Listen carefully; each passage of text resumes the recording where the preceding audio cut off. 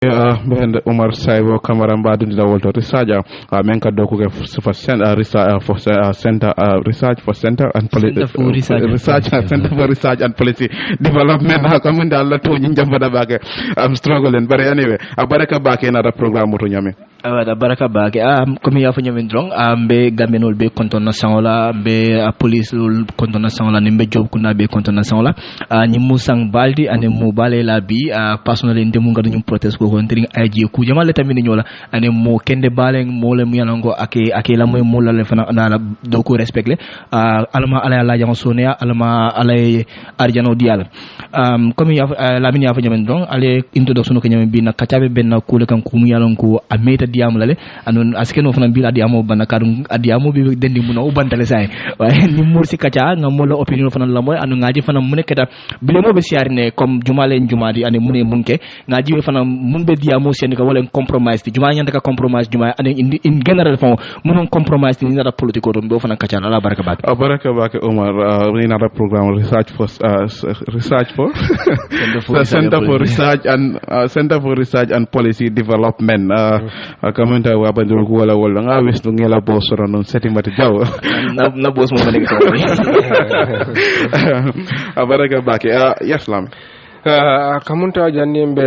dunna programme nyin kono molja patiol me alon ko wollebe gambe jan jamae la ni kuya itandi Mamoud Job la sala me alon ko atelam gambe la police kunton kodi pati dantambi je me alon ko be la press release walla kuma kam me isu pour ka itandi la balafa anen ka gambe konton sala ka tambi masa kundala anen gambe be ka tambi family la me alon ko wolle mo Job kundadi fa pati follow me alon ko ye press release isu wala United Democratic Party UDP ye kuma kan safe me alan ko yela ni ku ya anim bala faytandi police chief memo police wala nyadan ko de Mamoud Job ala saya me alan ko aketa kuno sasa ni me alan ko man jam fafan anglais ka me brief illness UDP ya fu la kuma kan to me alan ko ila parti nyadan ko loya Ousainou Dabo wala sign wala ala safero kabala parti to ala ako on behalf of National Executive Committee UDP la barumal to ala ani United Democratic Party o be to ala ani defan to ala loya Ousainou Dabo nga fero ke pour kana nikuya anim bala fa itandi pa saya la melon ko anata tere mo kono Alhaji Mamoud Job la saya memo atelem inspector general of police di Gambia Police Force melon ko ala immediate family memo ala badin surungolti ana ala extended family ana ala family melon ko be jamfaren dolme be balangar be douala ala ma sabante furo ala ma kisani nema kalay ani be banko fana be konto na sala e ko IGP Job memo police wala nyadan ko de mem bandaten e ko mole melon ko great service ay do ko kende ke Gambia bankoye andum police force même mo Gambia police kundadi ay sanji jama ki je mi alon ko wato fan abe do ko la police training school le andu wato la wato mi alon ko abe kolare num bake nyim banko kan même mo dictatorship de ko bado benya UDP ko Mamoud Job professionalism ala do ko ke an do ko nola anu great nation wala ala banko mi alon ko wala mo Gambia di ay do ko kay nyala mi alon ko bi afele abanta mobe baba asunuring ako we pray that Almighty Allah the most merciful mbe duala Allah subhanahu wa ta'ala me alan ko sembo be batele bulu asaso arjana tut firdaus la andum be duala fanan yi message kilo be men samba kanten wala be men safe kan mba extend la mba la fala ka president me alan ko atele sitting his excellency president Adama Barrow mba kontona sangola ani Gambia be ka foy ko de Mamoud Job la saya dunta mol la bakel mbe duala alama jannatul firdaus memo dulati me alan ko mobe ka nyini alama adila asabante furola UDP yafo ila kuma kamoto bari fana NPP National People's Party wal fana statement issue e ko katambi National People's Party kuma kan malan koy fana ya safe ka Mamoud Job ka tanton wala ka san konton e kuma kan nyin ya fo fan e ko katambi secretary general ani party o nyadon ko his excellency president Adama Barrow ani mol melan ko wal bebe NPP le ani NPP kanun tewol be e ko nyinata keta kuti me alan ko ay sunu bake annu aketa fendi me alan ko anata tere mole kono mem on timely demise annu ni inspector general police Alhaji Mamoud Job ala saya fele ay mobe sunu banko kanjang NPP yafo e ko the death of Mr Job la saya ako national tragedy lam wala banko bela sunu balem me alan ko ay aketa banko be du banolti banko kanjang NPP ko kamala Mamoud Job ni ajube ala banko safle wala ay doko kala banko e nin kun fala anin doku no ani abe lori ala doko fe wato bela to moment na abe kolaring anin bi ya itandi la kuma kangoto e ko National People's Party wa kamala katambinu vice president cabinet member minister secretary general and the head of the civil service chief sol national security council Gambia police force ani Mamoud Jobla family ani banko be e ko be duala ko ka foko de tonya yiriba file ayela bar alama nemani kafar kala sabante frowe andu intelmentu alama suturala Mamoud Jobla appointment as inspector general of police NPP yafo e ko nyinata to moment na ay sanji jama doku Gambia police force mi alon ko aya beke kumfale kono annu aya fama jibaka ala doko kono wo kamala fan citizens right memo banko de wala nyantori ay wol dila liberty ani la taram fambulo ani freedom wato wati moy tare fambulu ye fem fo mi alon ko wala muy la banko di yati ako mu fenti mi alon ko ay wo bunyale andu aya kanta wato bela Mamoud Job was self servant annu ay doko bake ala banko e mi alon ko doku kende annu abeke kulo kono annu ani fama jio wo kamala fan e ko ala doko mi alon ko ayake banko e molbe tula a mira la le bari patriotism banko diya kendo ani nationalism ay doku kendo men kala banko e ay la men kala banko e mota yirkalo no la wo kamala ban e ko NPP ani Gambia be ibe suno ni mutala ala family fe andu we are speechless ko kumo bandel del dale bari jusobe fari ne tep ni kuya ani balafa wo kamala National People's Party memu NPP di e ko be duala Allah subhanahu wa ta'ala alama ay aljanno di nyinna andu fanan ala family me alan ko wala dimbaldi ay meltu jang alama ye sabaro muta ye dua alama jannatul firdaus kadi sabante furola memo Mamoudou Chopti NPP fana ya itandi ila kuma kangodo fana parti laba me alon ko wole kuma kangodi wala statement findindi wala mo APRC eko katambi His Excellency former President Sheikh Professor Dr. Alhaji Yaya AJJ Jammeh Babili Mansa, Right Honorable Alhaji Fa Bakar Tombonjata, the National Executive Members of the entire membership of the Alliance for Patriotic Reorientation and Construction. Wol fanam ko be safero kala pour kala nikuya anu suno itandi Mamoud Jobla inshallah wo kamala fan e ko katambinu patriot nyaton ko la ngamel faale ten ani Gambia be ibela nikuya ani bala fa itandi la Mamoud Jobla dimbala ani Gambia be kayitandi ko Mamoud Job mole mati mi alan ko ala ta wala ala bo duniya kono jang to momen na mo be alan ko ala kiti tala e ko bari ay place bale to Gambia wala ay so bale to jande bari mole mati mi alan ko ay doku kende kala banko e woto nyinni ko ya mi alan ko akera den APRC ko ay banko bele sula wo kamala fan e ko as we mourn his death bidim ben ni ko ay tandila ala sayala mbe duwala fanan ala doku kendo mi alan ko ay wala kala banko e ay lomen kala banko e ay kulo men kala banko e ani ay la fo me yitandi ala kola anin doku no ni muk fenti mi alan konte nyinela birabe doko la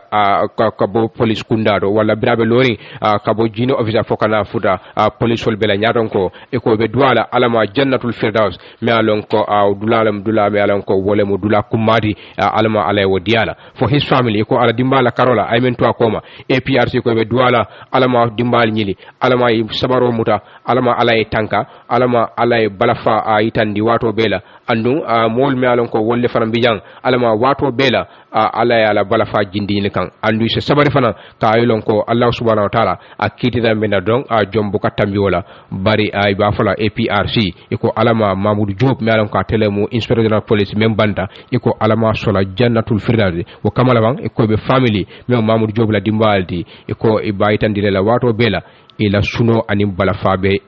family bele anin Gambia nolu Dudu Ja. The Gambia Police Force paying their last respect to their former boss. Walang Gambia Police Force la multimi alang ko bela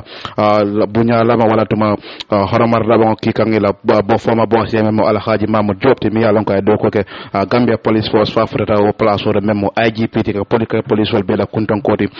banko nyinkang alama ne manin ka farkara tala wanya ma drop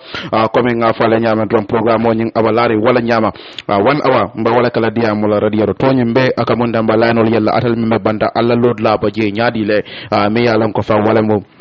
bedending draft constitution o nyinna kuwala lamin sanyam Omar Saibo Camara wolbe mako la jambake pour ka kuwal bondi nyokono me yalan ko wolle bedending draft constitution o nyinna kuwala Omar Saibo Camara nga falel mam wolte mi yalan ko fam kamunda fahamta bake politique wala karola political science student or graduate mi yalan ko fam amo wolti wonyama fam ay wotof ma fam fam ba research fam ma the Center for Research and Policy Development ka doko ke wala to wonyama be mako la kujama la mi yalan ko abo bondi la mole nyokono bake yes Omar akamunta Goodluck Jonathan kabirin wato mi yalan ko amurtanan for the third time memo sinya sa banjore proy na kacha draft constitution on na ko la banko molbe kambe on soto no la jen afelta ko teke kabirin Goodluck Jonathan kabiri ya kuma ne proy ya dabula nyin ko nyin kono were you hopeful wala ndo fa be non jikri ne ko ko wolbita no anyama la wala kambe no be la fere men no be kelal. All right, thank you very much. Abaraka Bake, Ibrahima coming ka fujan namin drone ni manke na follow di kunni dia mo nying kacharon di ka funya men drone kuma follow ndinga mo fonong munan nan sulata Goodluck Jonathan la pray na dia muntel damangol tema kamyo be jahase la wolto follow ku follow mundin damol nyanda ka sile ngaje munanum problème modi ngaje ko ba damol ba solve la nyami ya understand so ala na I was never hopeful ni mang jike ko abe fenekela because muna fana mu problem moti ay ko mediation abe wala foka pare nyan be diamol mun kikang about the constitution mote sono aussi fala so from the beginning bring constitution reject and nga ko constitution diam do ti mu banat la no so for me it was death and then the only strategy mole mun soro nga wala fail ka ken dara Goodluck Jonathan kamana and then obviously I think I was never hopeful nena mang la ko wala jiki ko abe tambilal mun strategy mi yalon ko minister ni mi yalon ko do ko di wala anyanta ka rely wala kan kaje ko bu ko nyemu do ba to the assembly. Yeah, so in the first place the minister of justice I felt that me wolen ka some constitutional reject in the first place they are ibe da bijele moli an simple munana constitutional reject nyanda ka balanda bondi woldo follow nyanda ka ko ni start world ka case establish yes ka case establish kaje ko ni constitutional minister man pare ko constitutional birabe ko constitutional sama kam parliament in the first place man pare he wasn't ready for it so only for second nyanda ka sile ngaje ko munana constitutional ni amanta you understand so it's not just one person's interest man of I understand and then secondly the parliament mu yanko yin constitutional reject yin constitutional talk bekela the parliament have a higher take in it. You understand? Unlike just bringing political parties together, the political parties will more better interest staff. Man of I understand. So there were issues that was going to be sorted out, and then as well we could have go back to the drawing board with the CRC, and the only thing was to consult the people back.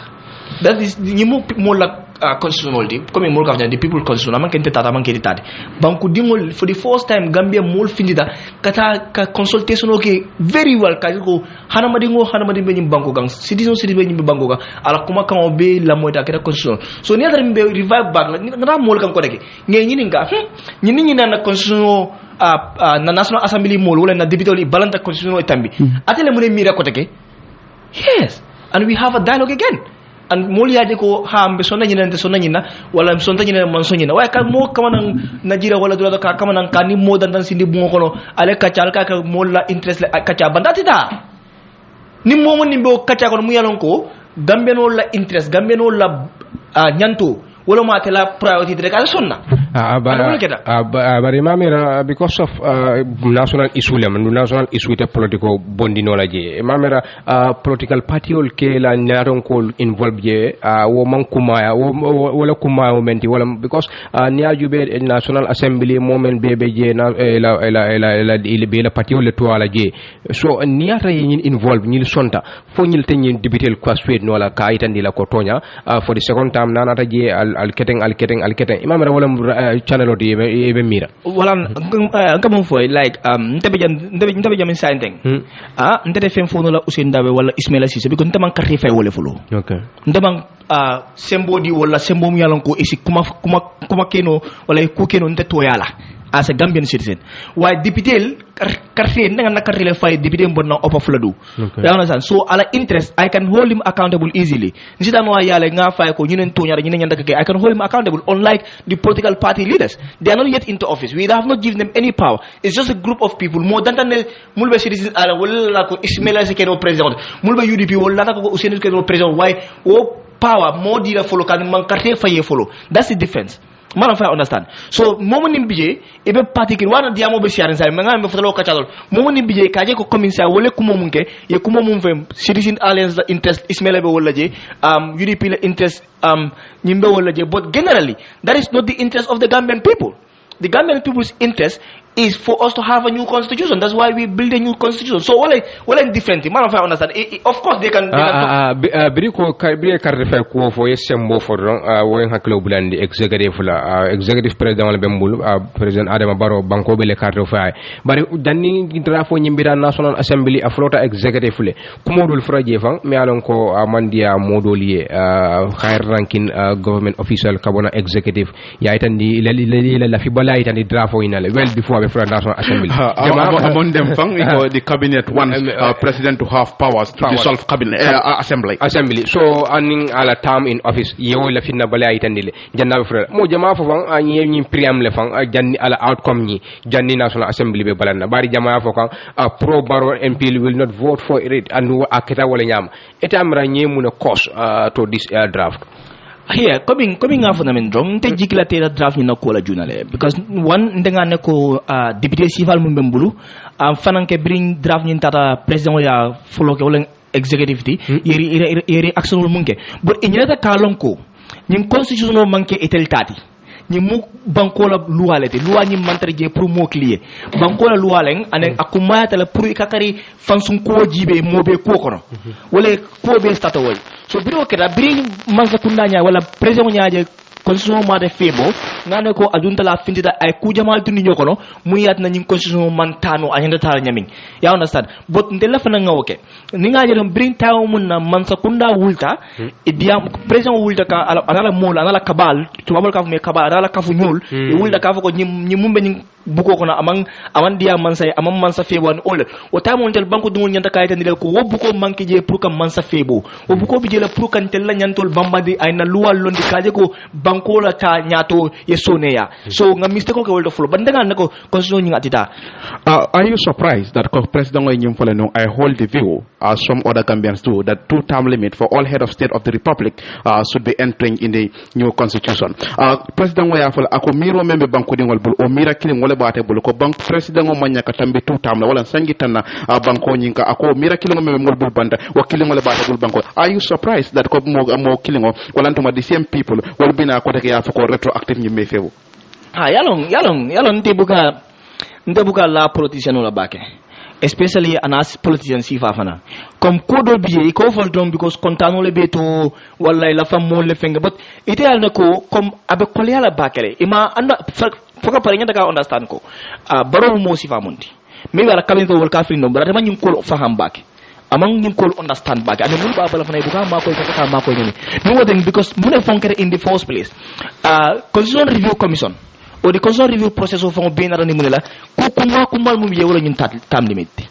anum president wala fale a campaign talale anu a fenke talale fana a ya sanyo windala le bring constitution be draka ka fako ni aja be ñun constitution draka amala fi president o tari jang ko min dol tata jang ñami ya understand so kuflale atama fahamul ba ko may buka makoy wala simply tilimbala len fana afran dundal state house ko no say ay cool ne a jago nani fole wa ndelo non kawda wasi ma dama ngake sira wandi ada ila dogu la research alka kisiciyo leke wala jubero leke ko la me ko wala be caring ka lan kenema ali kisiciyo menke ni ajube draft nying ala briata national assembly wala janabira national assembly ko executive ko ko no be caring time thing alla research mu ne italla can we have new constitution before election? Okay. Na office mang research but as of now nka kuja malakizi abe kola la bakele alors the only chance ngam so no woleng debitole accept no then because mulaka debitole from ma fam roke ba coming ko ni constitution ni accept no what time rek it was going to be nga Ministry of Justice commandi nga CRC commandi fana jani dissolve nga si nga kacha nga kol jibe mumbe bonu la jëm they have the rights to amend the constitution. But Deputy Jamal Biji, echo the questions that they raised at the assembly on that very day longo mena debate be and the draft constitution on call echo la question were not well answered by the minister. Because wala nan koy ko yala mu ne koleta mbuluba yala mu del fon stada ka fel min tole birim ba resign ay ñu constitution bula jang at a very crucial level.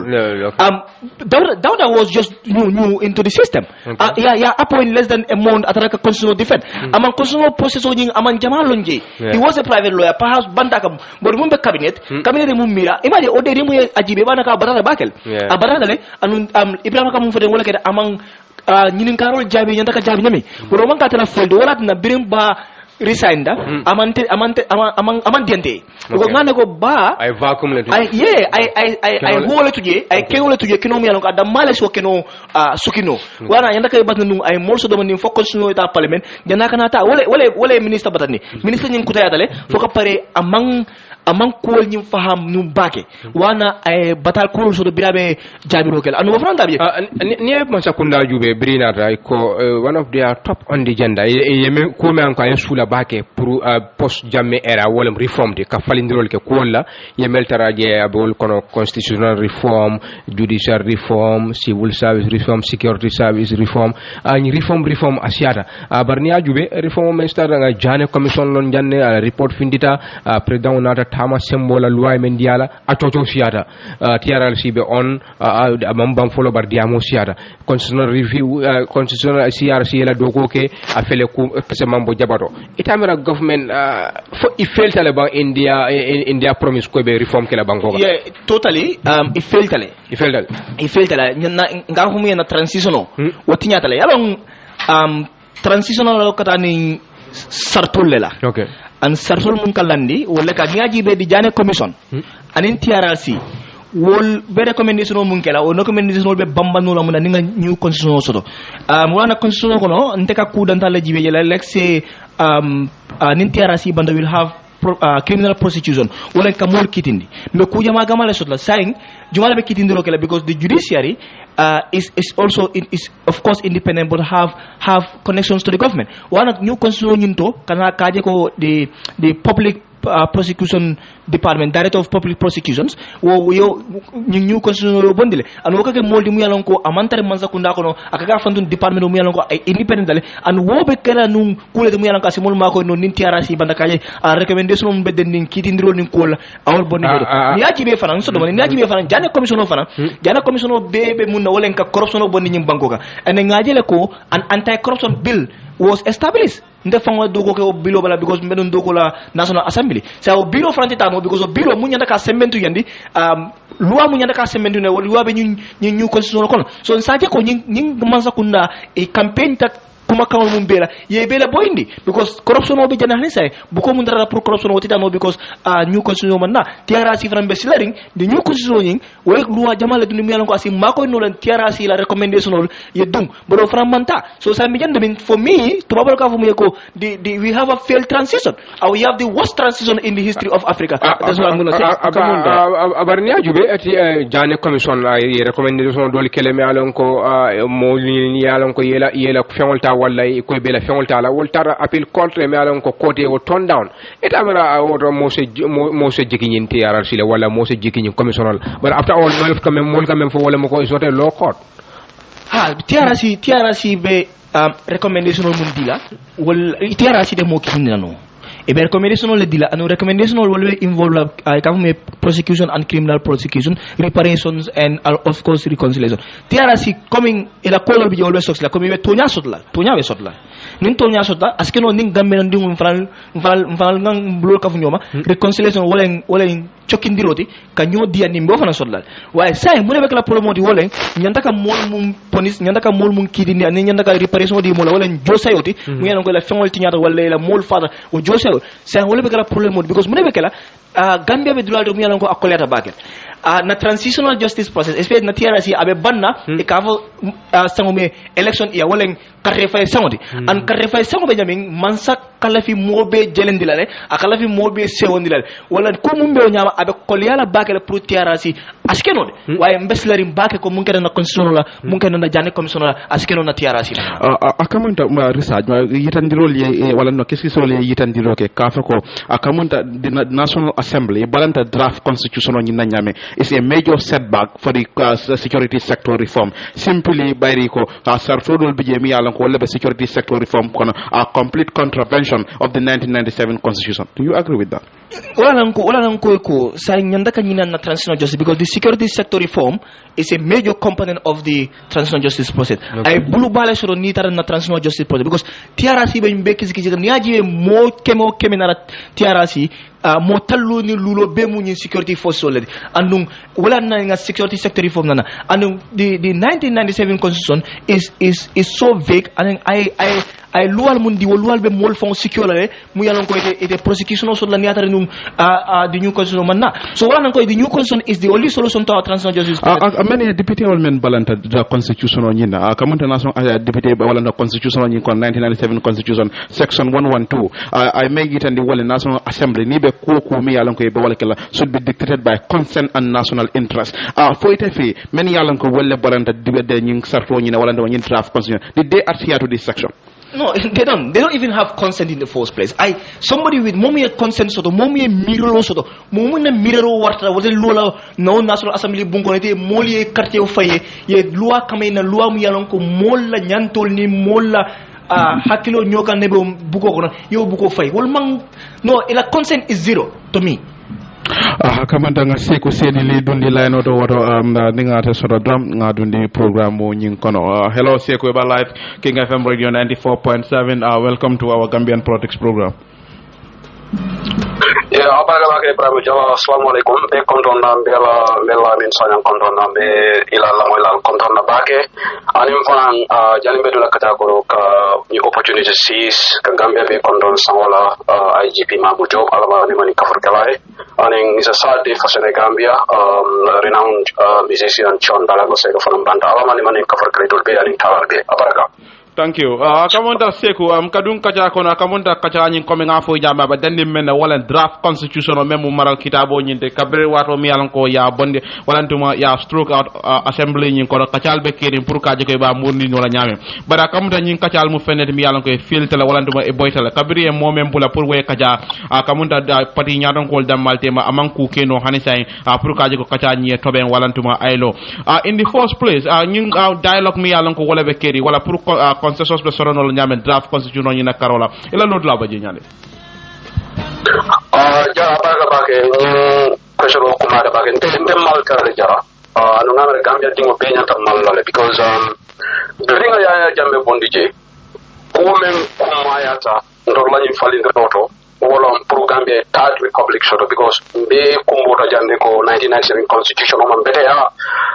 nyanta banku dingol empower all the 1997 constitution of America, I executive, I assemble the wall back than even the National Assembly and in Gambia Dingolo. So, don't be, and President Adama Barrow for America be Gambia Dingolo Sindi 2016, during Kafurana Nyoma. At the song of Grabe CRC Molo, Grabe Kalendila. I kalimole for Katandi Kunin constitution Kumaya back to Gambia and attain one of the success stories. So Nimu Melango is a failure on for Gambia be a failure on it. But primarily President Barrow will Gambia fail and Namara found another NPP Barrow support them because to our Gambia the fidelity come to the loyalty, the allegiance between Gambia and Adama Barrow. It all hinges around this draft constitution. So I'm more favorable at Jara. So no one follow in the first place, Jonathan good work Manana Nala, Ndul Damas in Kano in house without none problem outsource. jara but seku wala natra nun ko good luck Jonathan natra nun ko anata an gambenol we are not responsive wala to e mantara ke den ko ala commandiro la ngalon ko fanante mo sot la aniya kaja despite hanatra nun ko gambenol min be bande be commandiro ke kan ka gambia mo sovereign nation nadi alen ku ko don la independence ni bentel fongole bulo kono yet still party leaders like your party leader and other party leaders they respond to his call. Well, yes, they almost bring UDP la party leader to Nigeria, but UDP UDP la ko akanta suluma ni manta na manta je wala fawti amo si ala natata je jara I can tell you because PDIS mantaje na londe ko participate and ngela decision respect but the more mantra wo fokam back ni lawyer Usinu Dabo because lawyer Usinu Dabo from 1996 wo ko mu Gambia ti doron ko ka ko mankati je so wala tina je ko ñun draft constitution wala kuma ya be wala constitution wala important than the budget. This is the most important document. You know, the second most important document wala the budget. But so ning about the constitution adama baro na la mur wala ya fa kabri jalite na no fonka wuru in September 2020. They threw this out in amanda second reading of it. If it all Nigeria la muru NPP mo they celebrated luguna na woketa. You know, if that is video that I quote on Canada, Constitution of reality, they are celebrate. So, right now, before you make it up, at like Facebook Live, Diamu Gambi MPs all day, not only UDP MPs, according to Constitution, in your support. You understand? So, I hope make it. So, saying, Adam of the European Union, the President Lakam, Najalko in September 2020, European Union, the British High Commission, the German Embassy, the US Embassy, made a joint press release. Government sekunda inyanda make sure la draft constitution wala kina cabinet la attorney general Dawda Jallow ya empower planning constitutional idea mo start ko rek itata ye international support ye general guru ak samana prowena so UDP de sila ndel la jeroto ka fo ko general guru ak ye UDP invite la dawo si afo ko ndati je fa dai tare je bari ala data roji a lota Gambia le from day one kadri ñu ko start Gambia no lafita men ako woleke not individual interest no that atela fita men lo dabo abe Gambia le fasa kan andu ngamela wota ay wotandi Gambia bela le abe lorin Gambia le kadri adunta political ko no la dabo has always been supporting Gambia amandra kunke wala interest no makam jara akamento UDP ya lord lami ya lon ko ye volta ko wala hani tombo ma nyaka bo buko nyin kono na boda je drong akamunde tel mante da dunna je wala akoni manta sonna akoni na nyimu fener mi ya lon ko mo jamal bije ina raje ko nyimu nyo sabol de president baroni dabo tema fam e ko parti leader dul bije wala recommendation no ke ka fa sam president baro atal nin dabo nyanda kasi pour ka kaja yela political difference put aside wal yo kuma ko mi ya lon ko ye wala fo ye waje nyaade jara ñine fa bala fa warata ndefana again wukuma kan sifal kante malule yalam politiko kono yal hada bari gon jana harama ke politiko ti ndol be mu milita dino la dum kesal musul hada bari gon de principle soto loya dabu be lorin damen alota wolto GMC la leader on de my party before debate in draft constitution of afaranta de la sabero ke ko ni draft constitution of femanya na falena je ya samba ya dimo la referendum bu gamelo la decide so mo jamale opposition ta so itolle falinte la position odo la dabo ko hali tondo manya na falena je andon tol mo leta because yeje jara ali ngo fongol karandi ko kele na mo constitution oti constitution wala banku dimolu d'accord tamen in general because am possible ite la fin na femol la fita mengo mena woitra constitution wala waranta la fita mena ko do la ni draft wala nte man kontana la ndolo me yalla ngo wiya na dual nationality soto ndelo la no president yalla Gambia on this constitution I am discriminately mo be diaspora jane yo wuri le ko Gambia do be dula dawda asel lono bi ko na londe ko UK jam is a dual citizen or ye ke prime minister jam to la British prime minister I American nationality soto Boris Johnson. Okay, but we have private British prime minister. But in draft to you don't discriminate. But when you don't know support because more than a Christian only man content code la Carola. Judiciary la Carola for the judges all the benefit of model man content. But in new constitution of course Sabalabiji, Kamusul empower women representation in the National Assembly. The time limit for Gambia covering them from President Sabadron, woman or whatever. Sadora Karabaja Talan Alamani Malika for the Sanjitan Saba. Ya jimi sani woni ngo sai wole dan Gambia time limit is very important so sai ni constitution on nata wala ndul ba nyanta sembentu yalla andu UDP kabrin day one andu do ka foko ha ya UDP be balande ni na jara ngale man ni ka wala na moy mul ka foko because simple majority la fita wala ni hukuma man soto because ni wala nu party leader Tiala Mul, Atafala Muli, let them vote for this constitution. And the UDP MPs all voted yes in September 2020 for this constitution. So, Kumo is neither here nor there, and Tola Feni constitutional passed, but Adama Barola Kunklin Nafa. I will tell you Bangola Nafala, because at a Barola Rotajan, June 4th, 2018, Grabe CRC Munisol Kalindala Ko.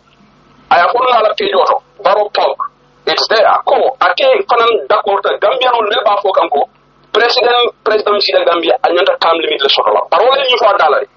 So, one of Baro falling the side. Because Dulale Diata, Sembo Diata, Pawande, our Waheta. But we all know Baro Wala Dajikot, Kawahed. Or it's not in you.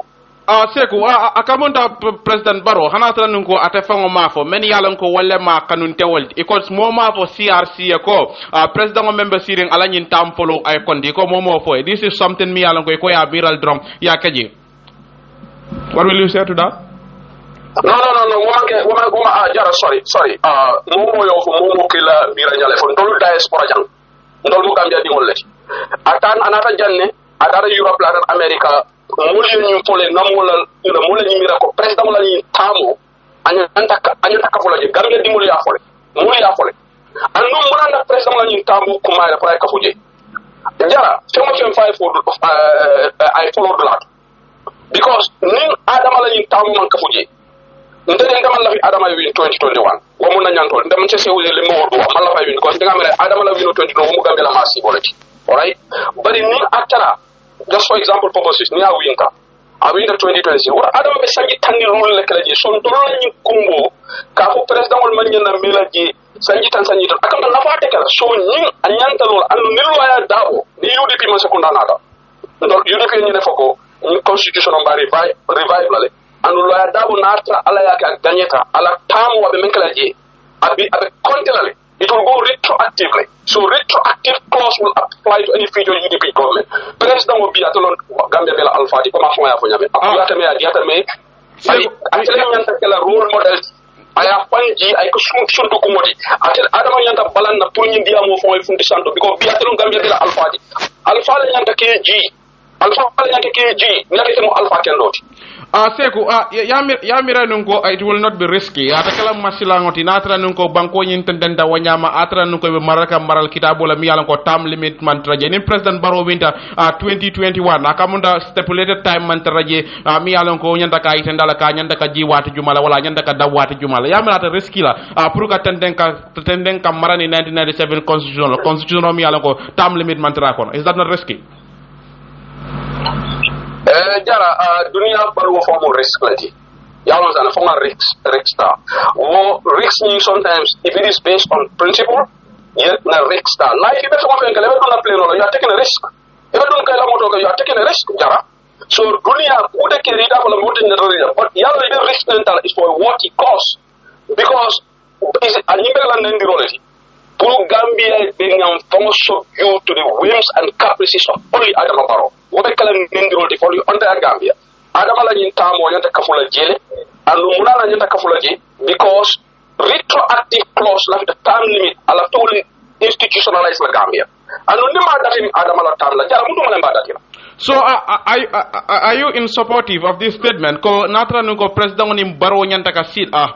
dabo anim president o janta ka sile pour kaje ko e kaje ko be kamben wala jadi atra ko yala political difference you will put aside you will jenkende karala are you in supportive of that statement? Wala bande se ko sejeli no support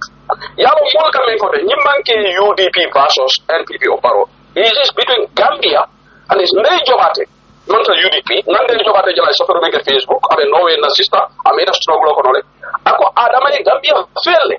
major party UDP kati because this is a problem nying is between male analyst men ka ko dabo versus wala be mul fili ka ya Senegal ji men ka Senegal bele ngaji bring president membe jala to pol jal katila Senegal will be na together image ko karbe nyim parti la karbe nyim si karre ye tonya fo la religious leaders ol fune tonya Gambia be tonya le balundi la je jara ni na ba ko reta adama barole Gambia fail adama le haduma yalla Gambia because adama yalla jara ite man ke president inde man ke president and who knows whether be kala president to man no se ke no atile ni ala ko be kala but not every Gambian will have the opportunity pour que president ya adama nyanda wasala hani sanji lulu ya president ya nyanda wasala but ya don't go let me finish Jara let me finish adama mosani tala Nelson Madiba Mandela labang we kele sanji woni warawla in South Africa apartheid dunia be and damu dunia be along akada ANC la leader akada president one time leke a step out murana adama to wasala hani sanji tawala nera ba so tala murana to wasala yin dia mo fo manya na fa dunia kana mol kana adama la kunkili wala because the sticking point is the retroactivity not what this constitution will pass yamira dun ko UDP ani NPP walla ma impression o di molla men yalan ko wolle be banda observers pour ya feel ko well this is NPP versus UDP katambini la Kenya la no the media for a role play like I said kurumbe branch la moy kam and honorable Sana Jawara Yinefo and Mustafa Keita that investigative journalist media le ben you to kan diko Gambia ko ko sa NPP UDP media is playing a role jara media is very important because media jamaje nek narrative menke najela menke American te ngana program ol kelen ka media criticize a lot not everybody some of you are doing a fantastic job atolu and we know some of the media house but najela menke America bring Donald Trump left the cool kala the media went after him Gambia nganta alinga ni narrative politician about UDP and NPP is Barrow and Gambia wala nganta kala discussion because new constitution is not UDP constitution. It's Gambia constitution. Barole nanta lola aya fuko. Okay, you know what? Ndela time limit on ni wada malba na ni constitution be fail na 116 million spendami. Mbato ndenga akulandi. Alfanya ntakanyineke. Ibayela Gambia be safoke kama to adama mu nyato ngol me wasata. But this is embarrassing for Baro. Very embarrassing. It's a big indictment. Gambia la remember for the election of 2021. It's a referendum on this draft constitution. Ning Gambia mulka tonya fasa Adama Barrow hani 10% for amanya na sotla jara. Hani 10% of the vote amanya na sotla. Senegal bring apply wada lafita ka wax ke ma they voted him out. And no person wax ke Gambia. Adama le waxal dunia be nyala ko mo me yalon ko item foroti. Imanya la lahi do dile mu ko ma. Adama le nyifo. And Adama yo kele many times. So Gambia no mwana mo be kato for Adama. Adama should not be voted into office. Simple as that. Baraka Baka Seku, thank you very much. Thank you, Jara. Thank you. Baraka Baka Seku, steadily me along our UDP Banta Bale Akafudan Fee program moto. Nyame. Yes, Lamin, what's your take? My take is the same. Constitutional nying kula me along ko tinyata juna la manke biti. Akamunta sano adiamo be wararen dong. Bari being atara national wala birata executive aboda executive fanata national assembly watolo alla njuro nying ando akamunta ala jararo te izila ala jararo be kella wato bar la anti kamenje election kola niata president Barrow winta I continue ani kukuto ina about this draft niata ya bondije president sita ofrani kuma kutoina about this draft ndekaje wala nyama. That's my take until Gambian change the narrative otherwise. Yes, Omar, kamanta Seku sedili wala vadiama ka wanyama yamane karanga imemfa. Yeah, coming afunya mindrong kukling bije ngolo ne ko constitution nyina tambona tambabalo tambi balo be mo killing ni mo jamal tema wala Barrow and in the Gambian people. One, I am not partisan, but I was so pissed. Birimolko Dabo should go and meet Barrow, or Dabo and Barrow should let go. Let go what? This is not about ni mangete la kodi. You understand? So mune wekele rek coming aya fanya mira ala kukilimbi la fo cemento la Barrow la nyanta keji ayaje ko mansa dia la mo be la fa ke mansa ntel be la fa ke mansa dia in one way or the other. You understand? So ni mol la bata Adama Barrow molla batala an wolanna ya aya tinya afele aya tinya ko rek ana kuma kilim fuje wala nan tay ni nga Adama Barrow yesa nga jele Adama Barrow la sembo be coming ala ku famo be tara danta muna wala nyin constitutional building akadam birim mol ka jifon trier sa mune fo ako ate constitutional reform le stade ma bang avaten constitutional mon pare afo nyale ay fo banko be so ni ko constitutional pare sai ate man fenke no foko constitution muda ka fay mbali todo Kami barola mo nyinin ka wal fanan ka fay ko no in fact ntel man nyim fay president for in an interview I remember no walam akona tran ko he was at the assembly na benon deputy bon he would have vote for yes ntel man mo man ke dinengol di nyim banko kan president Barrow kuma kan wal mum fo bring constitution be dara kan nin dem non president Barrow di aman jere ngata interview la ngafu mo le ko nimbe parliament mbavle lu men constitution fayda o somo anyanda ka termino bondi a bondi la fama bondi ama bondi okay ay mo in anyanda ka press call da usa wonyanda ka press conference nyanda ka state house wolum ala disappointment o itandi comme constitution bara mo nekata mol ma fa ko adabi jelle way mo le constitution reject briefing the parliament itara adam Barrow la rani dulale ya bulandi tema ye bulol wulinde ko be celebration because constitution man tambi akata fama ke mo le anata ro sotole mo be nyimbango nyaabe ko ngono korosi rol la ngajele so ka fo ko amanke sawori wala fendo mu surwa ka chalti dro so akamunta like natara nunko nyung constitution on yemi alonko mba wala kono ten mo jamal bije wala party leader jamal bije wala yitandro ko nyi retroactive and they want to compromise la faka to jele so mo jamal bije nin karola why UDP don't want to let it go? Yes, come I don't know what is UDP's intention of not letting go, but from a general perspective, from the outside, I think UDP doesn't want to go against the will of the Gambian people. So the other party leaders, you think they want to compromise the will of the Gambian people for a single person. That's as simple as that. This is my equation. UDP is not ready to compromise the interest of the Gambian people to the interest of an individual man, and then the rest think compromising the interest of an individual is what is going to give them also interest. So let's compromise. It's not just because of Barrow. Is some of these parties want the new constitution to the old constitution for their own individual interest come 2021. Come December election. So for me,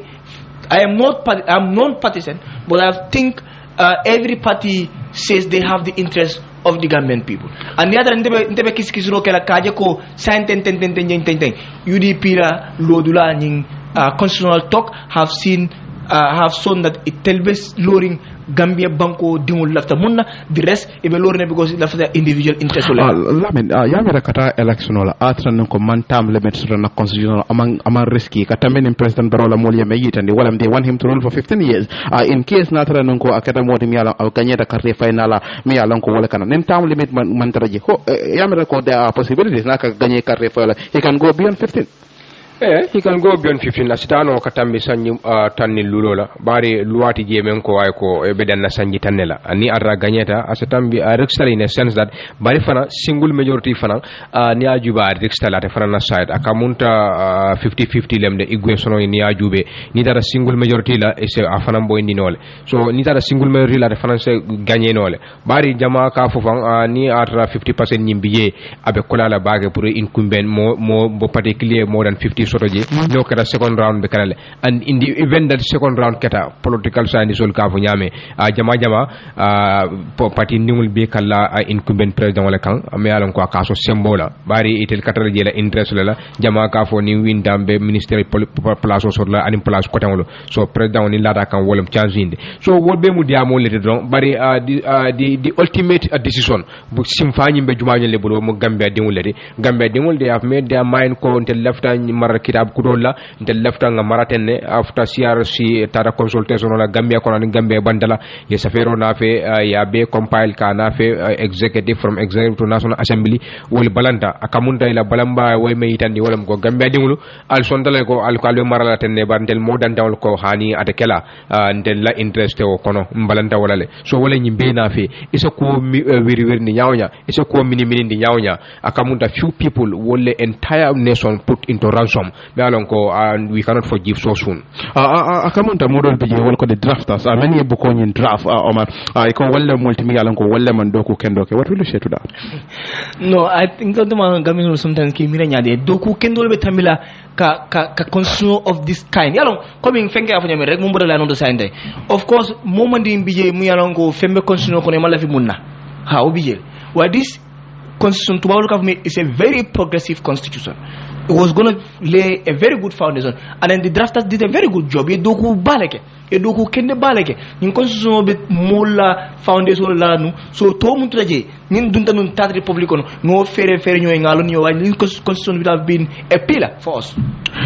Kamanta ngara short commercial break la nim murtana drum kamanta be laynol yalla atame yalla ko walla be banta albe me defala membe den ñen draft constitution ñi nakula man sakunda walantama me yalla ko fa walla be ño sabaka wala ndo kacabe den fanna men me yalla ko wala ka kambe ñi draft constitution ñi nakula alla lord la baje ñadi la anyanda ka draft constitution ñi nakula ñanda ka janke karala bon anyanda tanten na la bon fo alla lord la baje ñadi le kabri ko United Democratic Party wala ko bu ko ñi mo molle tade ando han tombo na bodaje e manta sonna akoni na wala la ñi aliawji ñadi na mérito ni bon na sot commercial break la ni nada nam bela enol yella pour aller commandro ke mal be kontonna ñejo mbete ko sedni fanan kontonna nafta pati ñaton ko ni min kala ela radio tala wala jam fala please pour nga ñom nafta pati na ñaton ko ni min kala gas min kono ko donc do la tinna miro ko da kay mara ñano wala be bam ani mena ba ci to do di jafi ate mo ni min ka folo ni ate ko to ko le ka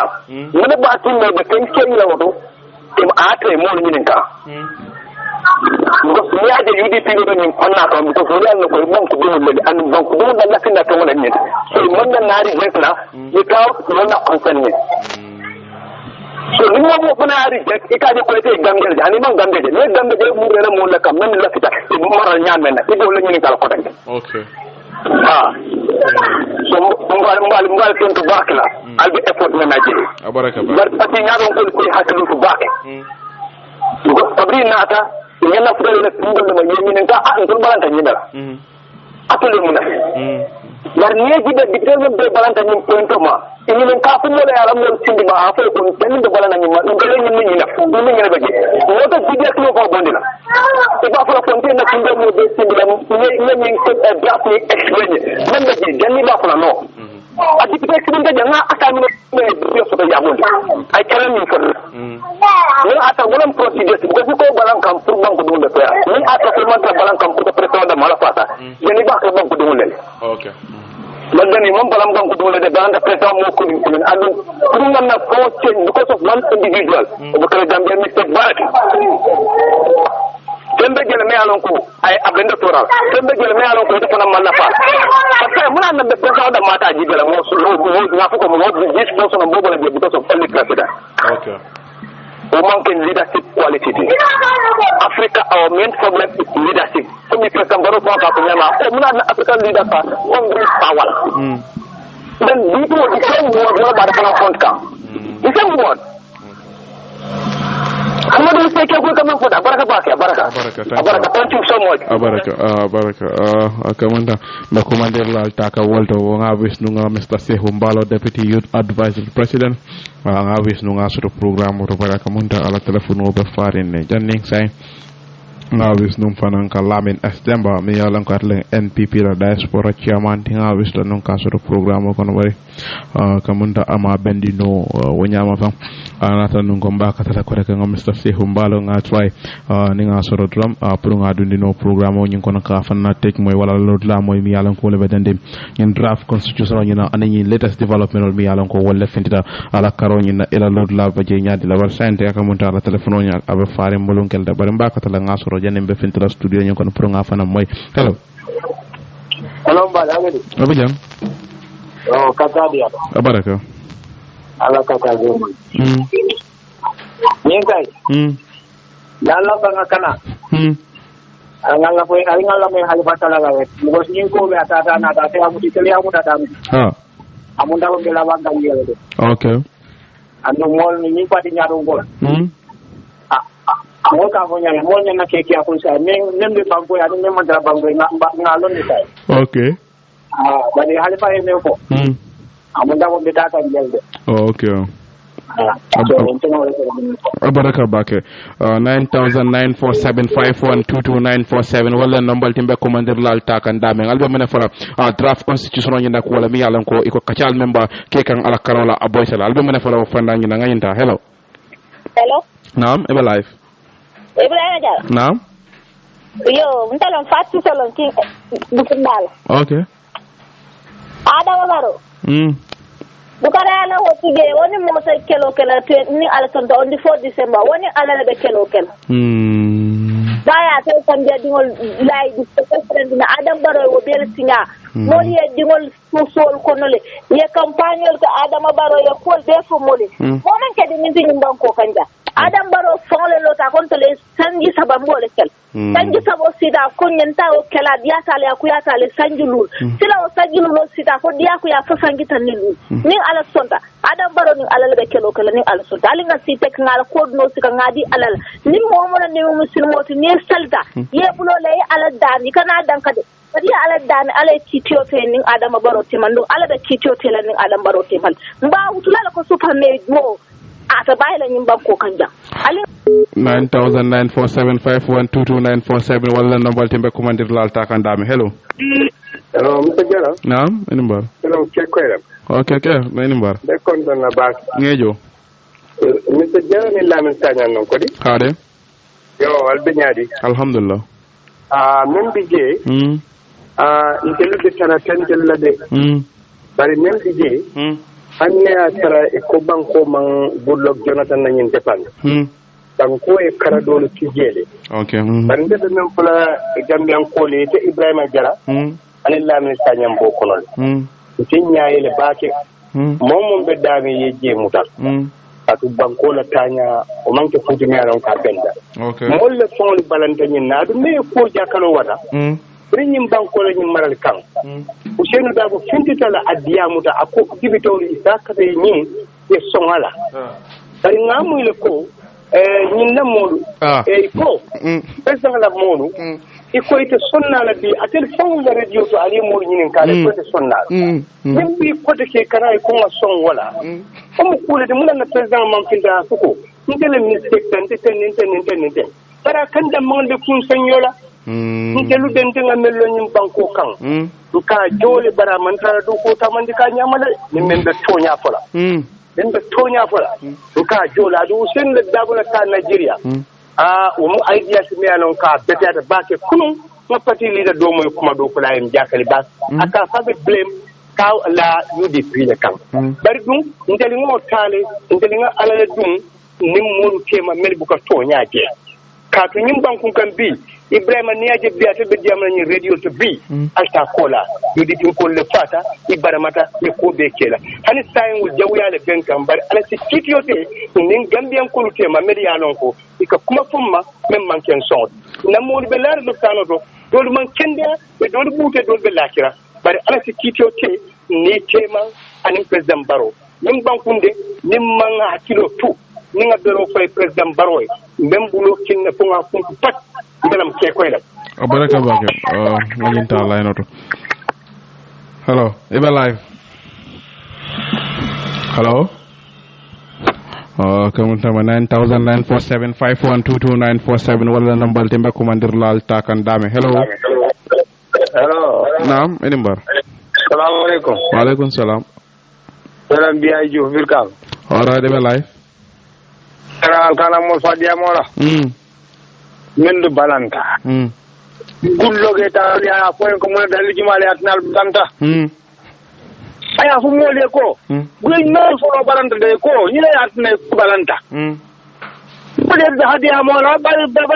bo lo ko mo kana ni ko ala feroje ban ko mo la ko dal nyinto ali nga feroje ngani loi ko ndi nga sama na banko kan tan barona la mulu banda fo patike ko ni so ya fa ndara nga kudi on soje nga do mo ci lay do ko wi ma woni ñenga ila woni ñen mu na de baranda yow mo le yalla wule ko abaraka ala ya ya jo abaraka thank you 9947512297 wala no balti be commander lal takandame 9947512297 hello allo assalamu alaikum Ibrahima Jara naam enimbar yo ngi konton baker la programme mola baraka yo akamun na ante la ko panti be solo men gel je doro ñu ko mo magna na jampala bayre ni de fon hakilo baka ñu constitution o kabirin ata fo tamu men na afota cabinet jana ka flati piro ma folo cabinet ni hakilo baka ngamira ka ministre non so do gel men alon ko e ko ñu constitution o ni yéen nga daal pour que président Barrow la marché pour ko dem malé tajet ñu constitution ko no ko kuma folo data wala do ana rabbi ko wala so iftel fanal ko wala ñi me tan de wala ñi ko constitution ñi man bete ya man kaati fay femme ya non ka man bete man kaati ndong namana moy president ko mando ta ko la atala ni ku ya da kay tan ko men ni constitution ñi fay ñen biya mu men kala ko la mo man dia ma ko la okay sai kana mu ko man ko ka an nan na négocier mi na mo négocier na ko def wala siar si dolo ni wala nga dongo dala ko def bari ko ndo mo beria e do dala sama dom woldo alright parce que ni ibina mu ko rege ha karñu le manson nya jube wala député wala be mu no la tubu mo man constitution fay ko be ni tan ko pour les femmes la constitution tambi tan ko na bulal na faran tol mam to men la ko mbe ndo wulu ko no jang ka jube ni ka be fo refa no mo sida nga understand nga fa ma understand nga constitution ngelo ngalo ko ro banko mo le man la fala para man ne fere mo ni nan dam mati banko la million be tinya mo nan dam ko ga mo bu ko fo de to men yalla ko men ko nga bula ta tamir ñu nako fay blan okay yo ala baraka ba ngal ko da ba ko baraka baraka ba comment yes Omar ngale ba moy kan ko mandir lal be mene fokan e be mene observe ka coming kuma ko bi da ka nyamen dron coming nga fa janno mo mang kontaan constitution la process tara nyamin surtout ñi labon la ka reject anin kol mun bonya ko be mum fola rek wala mo be mum foga wala jikla tewti adam baro mo la jikole tay to wala ka fu me ay mo disappoint le and fanande mun jibe wala ko constitution process manke partisan politics is national interest so mobe mum no wala na constitution so constitution yalan ko nyantol mun tinyada yang ay because the 1997 constitution am constitution de mu yalan ko am beti anunde bari ya mutale ya falling to our government amendment 50 something times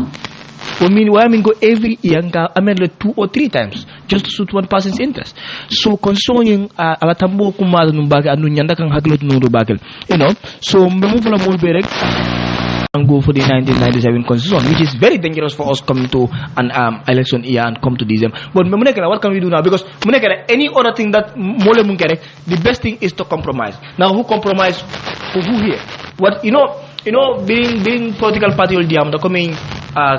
diam la do ya fojanga angam kugine jibe ha political fonkono political la sarso ka me definitional bije mu yalan ko ka fa he huda ka political bu ko le sabe ala definitional do bije mu yalan ko political ka tamani compromising consensuously compromise wote bono laje bari fana ama fa compromise pour mo klingwe si ava nga compromise atela interest la woni gambie banko dimul bele interest de o buka tanu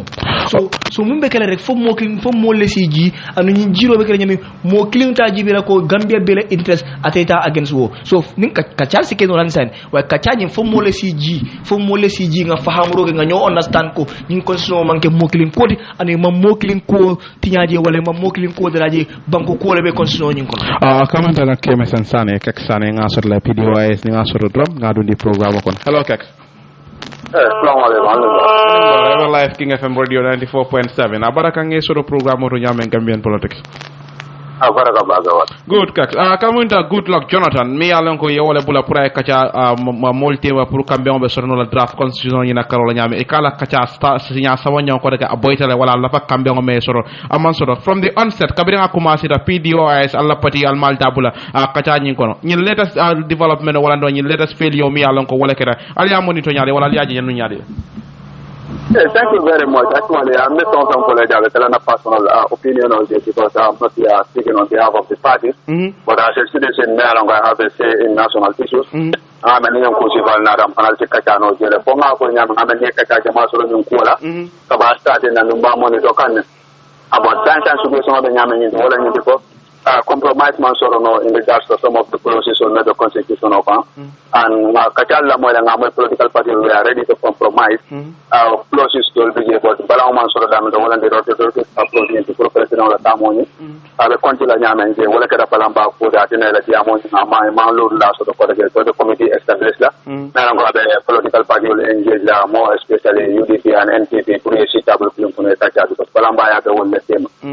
Pour compromise. This is not the line wala nyama chance ko nga ko nyama ma CR signé de ma CR signé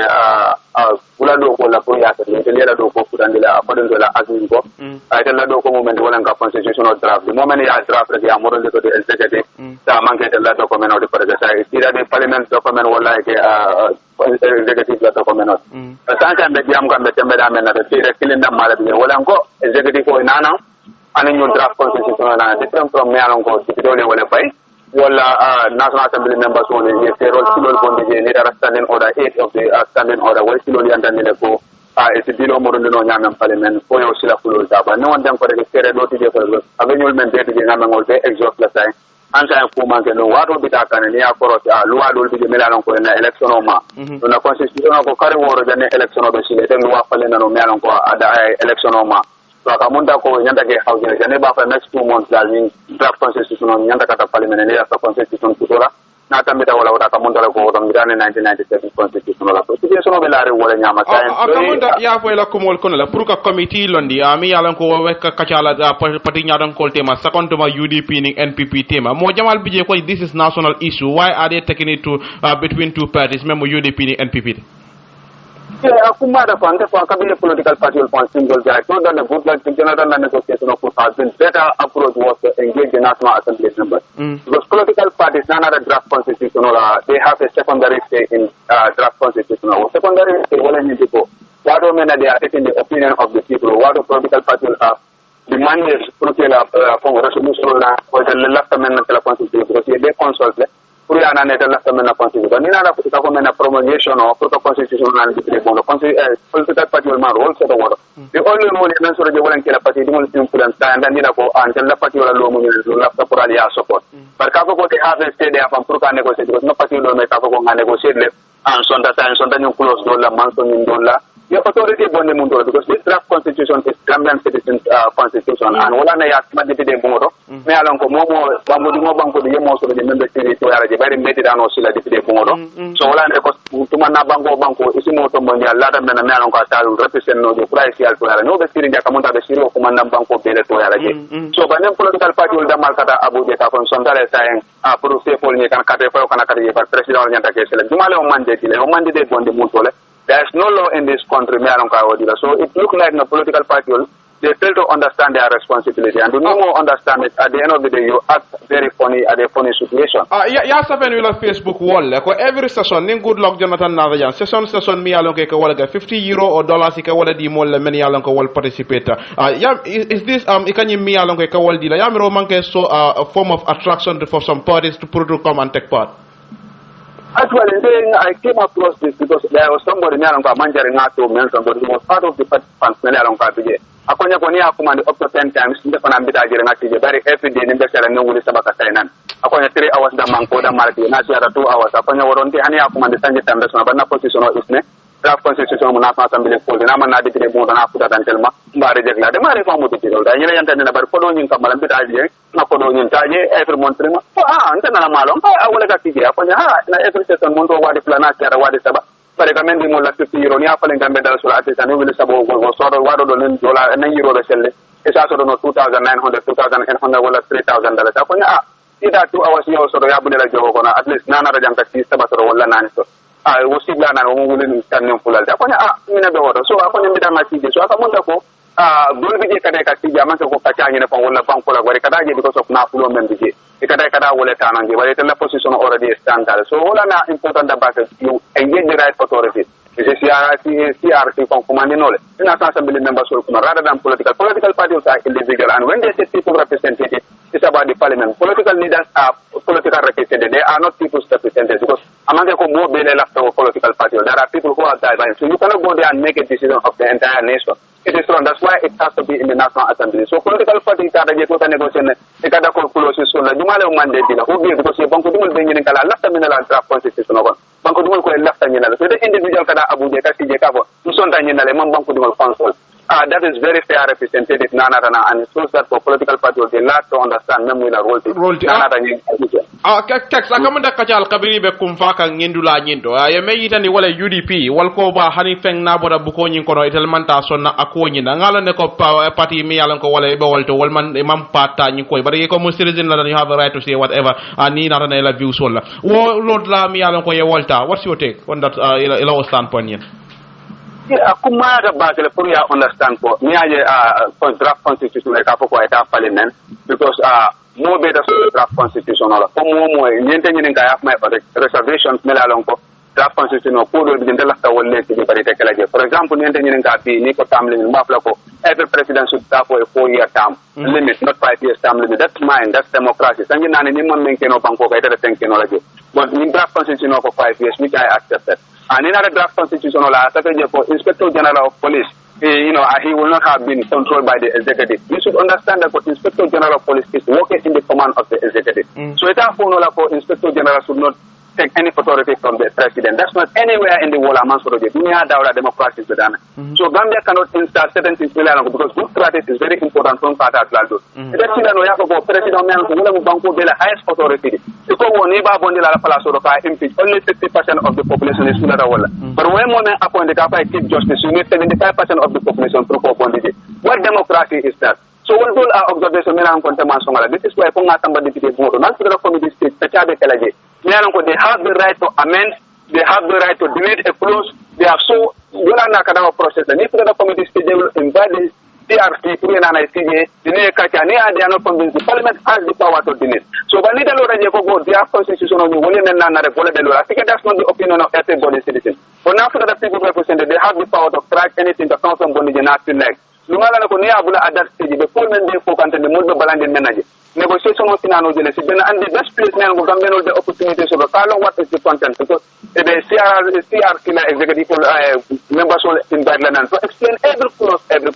donc di balona what is the content so jana bi da referendum mo le de balona e kada kato fay mine kamma muna ne kada kato fay because it will be explained in all language pour mo le am journalist will be taraje ba particular radio ba fola so opportunity Gambia lose one for the first time in the history of the Gambia bingul fo le signé fansum ko sa te ñaan ka de marala de kelela kitabo ti jang Gambia na ma so ka be ngam fallon this is the first time ñaan ko le na bu ko sa te another through the people mo be la input kada je either direct or indirect pour na ken na kangode so opportunity ngi do le lose kan at this stage lu mo ñanta ka ñi na la ko personal interest wala je banko ji de min de amere ko close screen man na ka tin na ko 1990 this draft constitution no ñaan ko until almost 200 and something constitution Barrow is there who assured the political party that for Barrow will win the next election. Do you believe that your party will win? Why not just allow that drag the company, that retroactive closing? We go and we have a new constitution that will give the power to the citizens. Member for 51 plus, he bought us to the declare as a president. Obatina for majority, but Niana Rajiban and Nikate all men they candidate. The mayor soul men they were seen, Nina de la percentage, the Melekato and Melman Kato.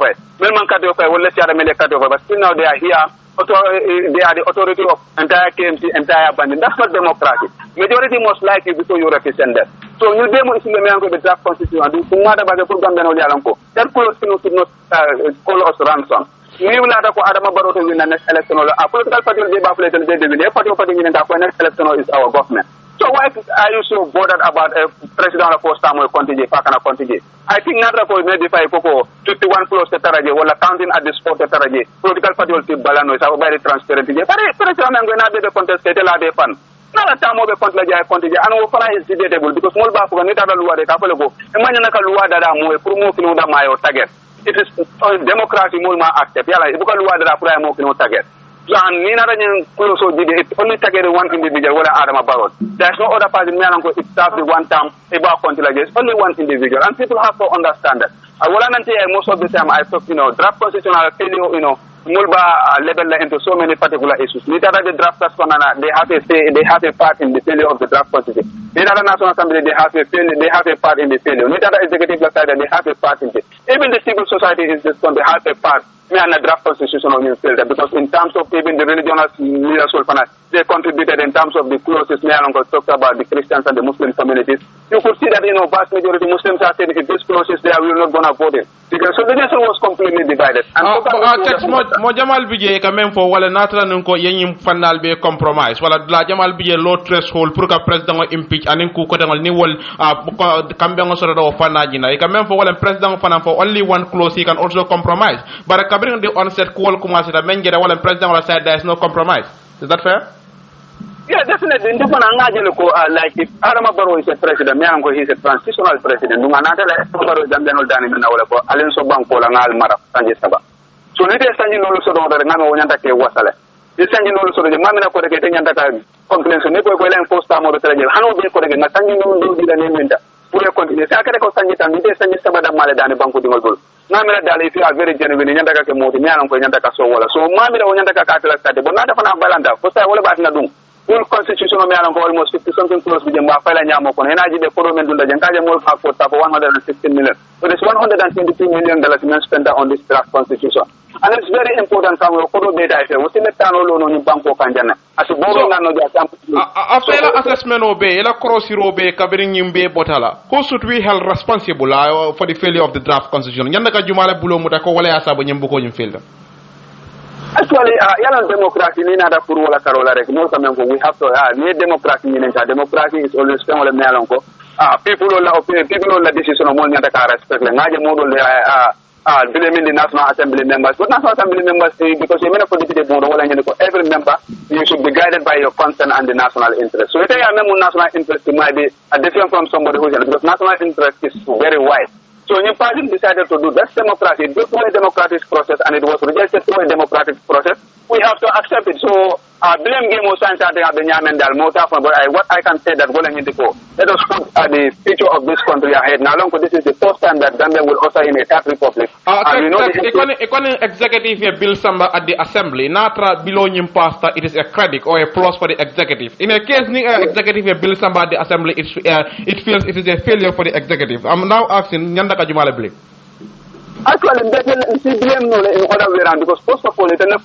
position on Adna. Kayanda ni ko etel balanta nyin ni la di do sel jam no de do na fana yaari je ko fana lo do that this is second so mo ba fala ko suku suku ro folo de tel ya ko di do fana ya tike bulu mo se bile mo do di la no le bar ko nga ko rek bile mo bi da on the very sector jamal leto you can even blame the drafters of the constitution I know more people are divergent with they are pointing their hands on the drafters of the draft constitution. Dol ko executive ko dol ba ko kan deputy ol fon. Dol bi de fay ba ko kan ko even our regional leadership has contributed to the failure of the draft constitution. Because it will be for kan yimbe caga yale na dana jël draft constitution wala keni kila ko dole na dana jam. Ko du mandra under the draft constitution ko ban because of mulu politically mul mislead ka ba neo bu ko rinde akarane atije dana to yalon ko ako musu be kuno it's never there I keni ke be kuno wala amanta na draft ba mul yo misle ka ko mole ko wala bi de na lañu ngor na misle ya be burkala amanta bu ko ñu ko so no fini cool kanda nyanda ka bore wala ni wontere na banko tika nyato nga foros na banko jide ana taba ni man ko lon dana de kane dabula je ni londo so dam de dabula je bar mo be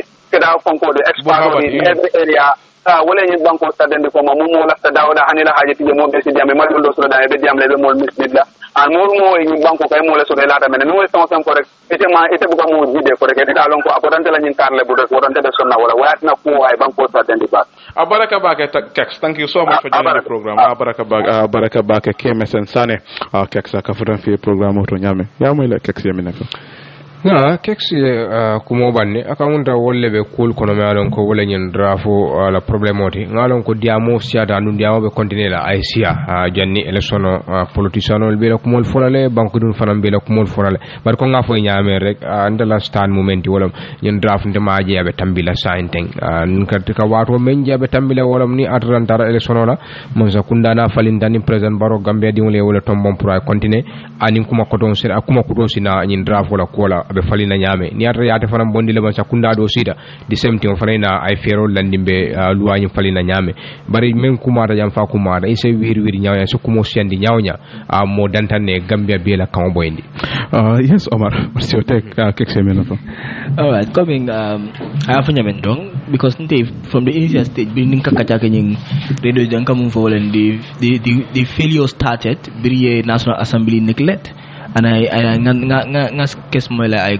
kumum for we the political party leaders are very secondary to this and then ila sembo mo sembo di wala pour ñu ko kaja so comme nga fa ñame rek o view ki come on the executive ya do ko di men he embark on a wrong journey. Yes, it's either maybe the executive do ko mondial ate wala ke the executive volume problem moti in the first place. We have a very non-active executive, and executive we along ko buga mira jani ka kol ke treka wul from nowhere rek mun diati yow ya understand so kekse mu be fu jan toñale ay ko mon faram fodal coming ka ko compromise ni ndela whole issue with the compromise is who compromise for who here. Compromise is a balance. So who balance for who? That becomes the problem. And yeah, in question of an assignment, constitution in Benjamin Sand and Kasama Parliament have a cholera back. So it's going to be difficult. Comment on la Malta line or 9,947-5122947. Well, number tembe commander Lalta Kandam. Hello? So. Nimbara boy. Nimbara. Ela radio tala walanti me jam fala purunga nyoma. Allah ya jar ba. Baraka. Hambi atala please.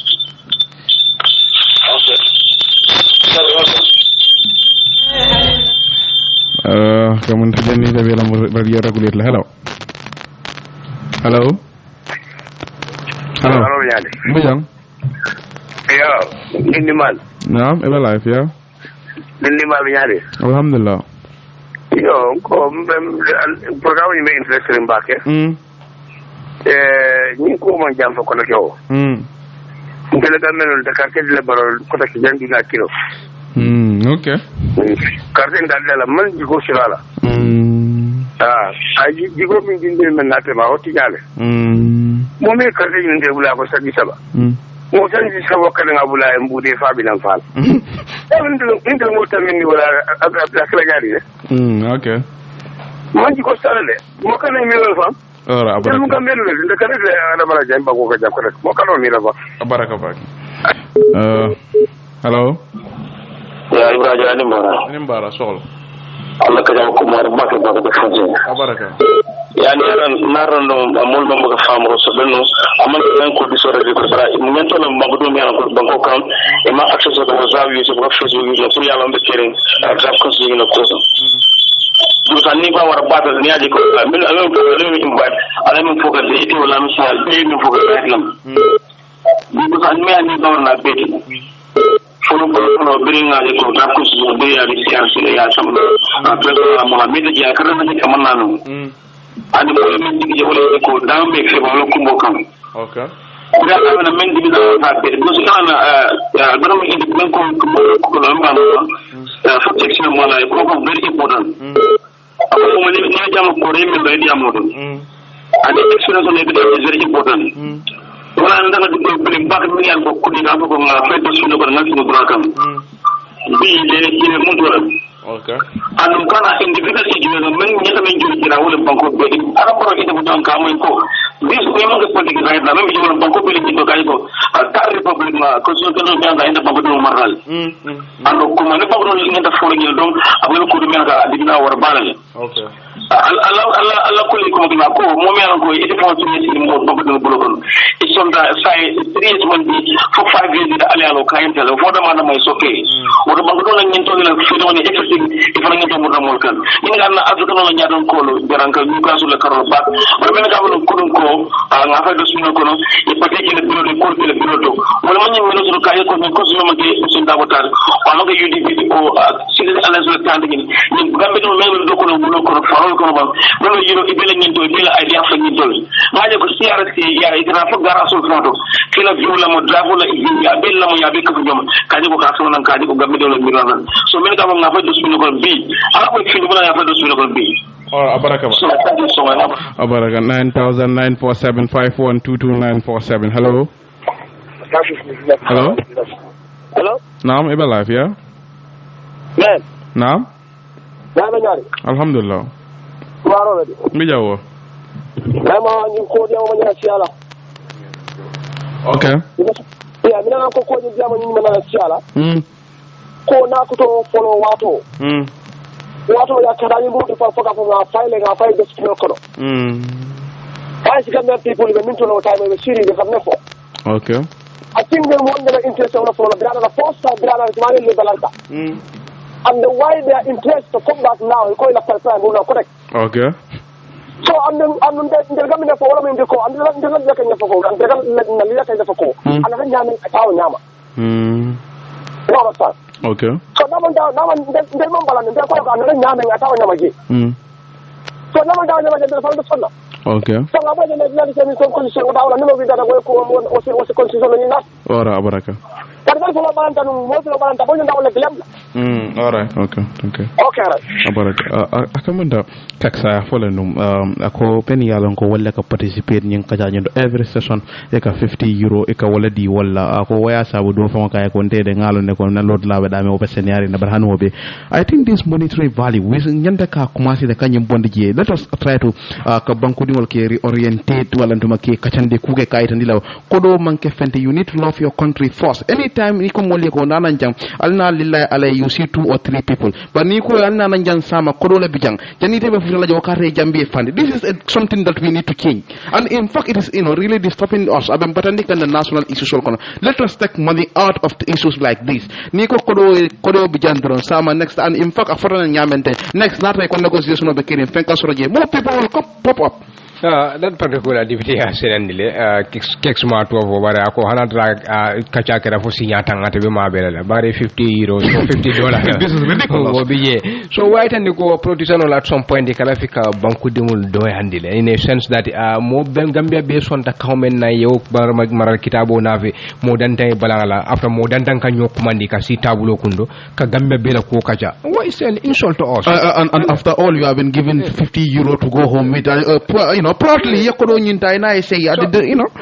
mantra bugu kono mantra mara kitabu kono ka itandi ko wala me itandi ko political party dandan se Gambia la ko decide non teliele lata silo men ni ara sa decide non ton mbrim fale ngeranu itel coalition member lebe sila don ya kacha don ya ke luati ay passa ke duari bar ni aje ko ngata CRC lo ay ke act of parliament ando abate danda wala ibita banko di ngale console ni diamu itel lefta mara kitabu jumale tel mara masa kunda be taman la nyaadi le président be tombo na nyaadi le ku kota njama yewol be khaf nyoma banko diwul ya fo ndel lefta kalaten e Gambe diwul console Gambe jangani Gambe bantale be dawda ibe la mirol na fi khaf nyoma mo dandana ta ayo kasara ya fay with millions taxpayers money ya tinya kota ke fana mo dandan kasita wulo kundo e kala fin tella fi jodi zaid anu wo €50 fa ngo batena min tola a jobe si ya wallahi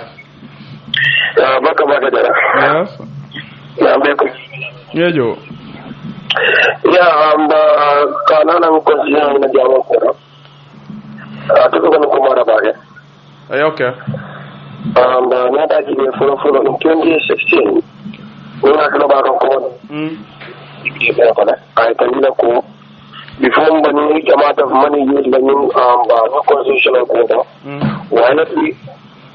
some of the clauses we are about 1997 constitutional quota is like ko we are ko ma spend na ba ka fa da na ko ma tala ba ke ko man ko ka mo ya ne ba ki ba ko suru boldi after all na ra jira ko na ra ba ko batande mo fa di na ko di bi na bilen na at first because di kala kada mo di na ko ya banko be do di ko ba ya da di be ko man na ko irresponsible because the Kenyan Tayara get to Manaka a constitutional Yasamana degree individual interest or the Mingi Banko Bay Court because the Matamana degree the Purkana and Yamu in a platform of the committee and Loko, Walamko, opinion in India because me in Kama, so the American in Kanako, fail a more engaged about before the Bafa and question and I tell you what I look up. The committee in one of the mean that again the man is ko da fa ko da wala ko constitutional kira fa ni bella ko afade nyamo ko bella ko tikete wata packet away from all $116 million among the $116 o ko da nyala ko asiya da packet ni bi da ka nyala ko da da fa ni nyala ko yu ba sa ma je packet da la ko tikete da mo ti bi alon ko itel mo ko ko be sura so mainly ko afo wata wala ka ben tek sara wadi ka mi tan ko ibide mu me mel ko mo ni fa ni ibide mo to da e bon ko da bisane ba ko di wora bisane ida kata because of the corruption and bribery in the world like Rasi was away from that irresponsible political leaders of America use their own resources to fly all over from the Gambia to Abuja ikada mo di mel ko ijallata Abuja kamar da gwadin salafa da faras na ba ta ita ka ta Abuja at the same time ibela pati resources tigara ibo konkola resources tigara ita ka ta ka jami da kazara mai ka is useless is baseless is reckless ni ko ni condition ni ko dibidel le hajo so da jari executive ko kesi ya gudami yana dibidel consult la ni diamu ya ka yi ko nya da ko burka da ko condition ya mana dibidel mo ko ay tambi min ngana amed la ya amed min ngana change la ay change ko so min ngana falena ay fali da wi fo wajine ngol ben abal ko da kana abaraka ba ka Jobis, thank you. Baraka Jobis, Jinio, Baraka. Hello. Radio Tarawale Jamfala, please. Assalamu alaikum. Wa alaikum salam. Abanyari. Alhamdulillah. Ingo yanyenye lo abuko ni ma fali. Hani fente bola je barobes win lale. Yes, woe ko mo la you know because mental will love nale you know sempo luwa ko e wo diala. So it's probably grown ni manda. Ikana konde je ngata election o ni na win. Ay bari ni ma wo polije. Hi, fente bola je bro, abe sila le next election para. All right, thank you. Ike para ndele wo boy jang ye okay you know ye wo ma bia. All right, no problem. All right, thank you. Baraka 9000 947 947 wala number timba commander lal takandam. Hello. Assalamu alaikum. Wa alaikum salam. Bisa jara. Naam. Nimbara la banku din kende aka. Baraka. Salam bamba soare ñoom jiru. Baraka siri esew. Okay. Ale. Min ka mon dara ko finji fariwo. Ah? Yim constitution. Ah. Ya muro tungkang ya muro tungkang di video la muro tungkang. Ya dia. Ya kudong. Ya di video le ko akanate ba minister le akade. Wone le muro tungkang ya dia ya kudong ya di video le kan ya akanate. Okay. Mbe ngaji woni na bar ko ta na ta fere men be ko to do. Nga wacci gambe dum ya mun kannan don la tamun na banko den la tamun fawti ya mun din kannan am dibite wulu man ken fende man taranto leji. Okay. Bar ya mun de kannan min nyan tan ma wolon den dola kal. All right, thank you. Inshallah wala baraka baraka amin. 9000 947 5122947 wala number timba ko bandir lal takandame. Hello. Hello. Naam, ebala. Naam. Alhamdulillah. Yo mal kondo do medu wala le. Ya ngejo. No banko la kayro ko. Amin. Albemen ko wala mun toñati. Ya da ala tanina abeta dala. Yo banko do ko mo buka fondate je. Okay. Yeta ye do dai tande banko dinga do dai tande nga tento la nga jayi wala. Bari be kapo la nyato. Ko diye kumandi. Kambe di wala tamenna. Yola ko jana bu ya kili dawda ay da ye ayo bu ko de hani tombo akana bu okay tani sifal ya len to karan nyolo alkam ma barin do son nyandal malale aka ko nalam akola ina ka problème ni problème mbolo ko na bando ya ma nga ne ko sit albe do la ma ko kan e kan be yaay ma pati mo ni ga kan be do le ni ka o to le mempo ma ko UDP ma ko NPP ma ko pati ko ko Gambia wala ba na sai ba la ko be baro ni da bo sa fa wala ko sa ba ko sa ba wala la ko ga okay no si ba bla kan mi don ni ne ga la menna be ke tar ko ko no ba tan lan ba je abaraka 9000 947 5122947 o number ko ne ma commander lal taka wolto 9000 947 5122947 hello naam yala ñum problème mo de adam barola de okay commander watatal 9000 947 5122947 wala number de makko mandir lal ta kan dame hello naam radio tala wala tume jam fala 9000 947 5122947 wala number hello yara naam ini bara Apo gael meta ko de adama baro mur la jere kon dol mulum dangol ti ba okay adama baro ma mur la jere sal 2021 be men ko la di sema on the son alba murun dal okay abaraka 9000 947 5122947 wala number de mbako mandir lal takan dame hello naam jara ala programme bi yari mbake mba try kan ne kabiri war say dundal okay albeto nyale kan yalo adam baro amang yudi yinta yudi fini baro tide okay adam baro ba ku tino no kala jibo yalo gambian ko yanta nga hakilo to manyo jong yabula do karte thailand ni problem mo be thailand okay alinga 2021 nga jibende na karte diramni adam baro sita ja ko 3 years momi yalo kala kuma ko na ko somanda tribula ta pare ularo ani doina kana na mari la de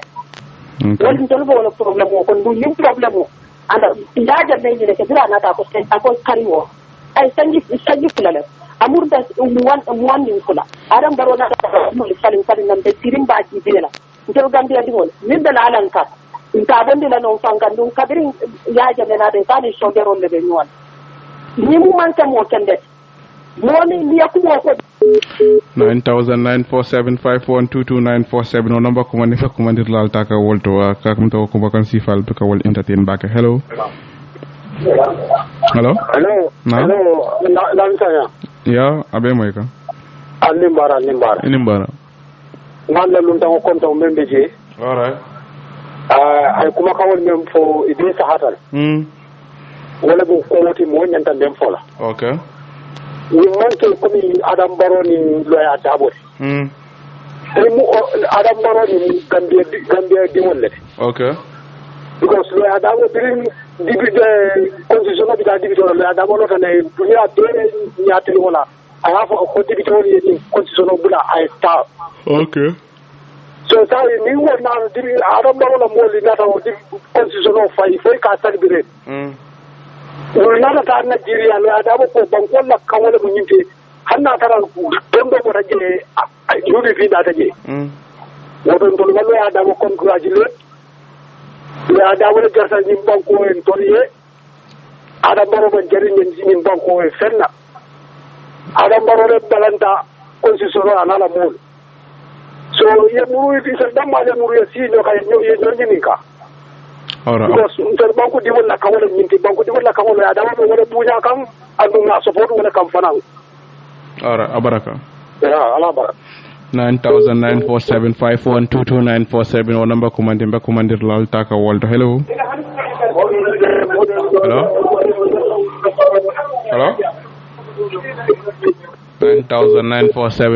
9947512297 number kumandir lal taka wolto hello naam alhamdulillah